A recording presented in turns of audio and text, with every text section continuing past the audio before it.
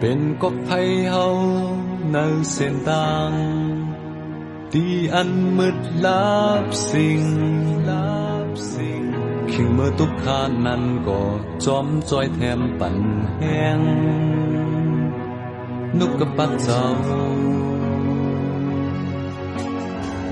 เป็นตันโคเอาเนื้อเส้นตางดีอันฮอตเพเคนจุมากางลอดปนสีเสื้อมนเนื้อสัตว์นี้นุกกระปัดเจ้า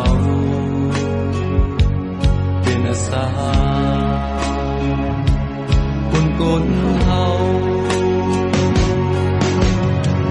นุกกระปัดมันเจ้าเป็นอันแรงความตรามันเจ้าเป็นเอ็นแห้งในเขาตั้งไปในเพราะว่าในสาวความตรามันเจ้าเป็นเอ็นแห้งนุกกระปัดมันเจ้าเป็นอันแรง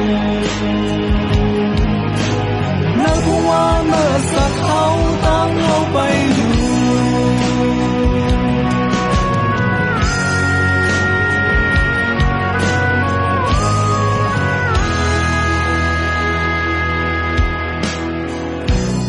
có hay hậu nơi sen tang đi ăn mứt láp sinh khi mưa hang lệch năn có chóm choi thêmปั่นแห้งนุกกระปัดเจ้าเป็นแห้งเป็นอันแหลงเฮานุกกระปัดมันเจ้าเป็นอันแรงความตรามันเจ้าเป็นเอ็นแห้ง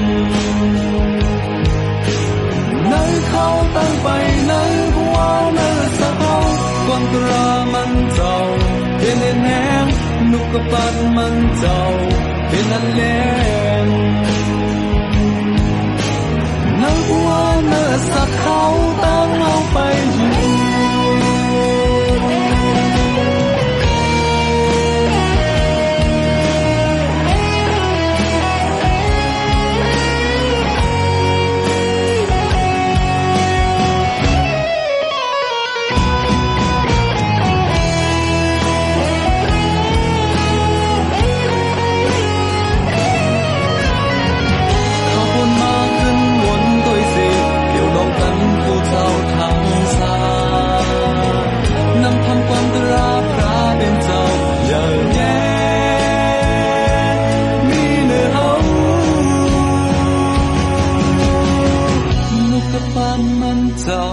เป็นอันแรงความตรามันเจ้า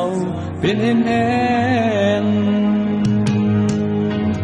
ในเขาตั้งไปในผัวในสะเขาความตรามันเจ้าเป็นเอ็นแอนนุกกระปันมันเจ้าเป็นอันแรง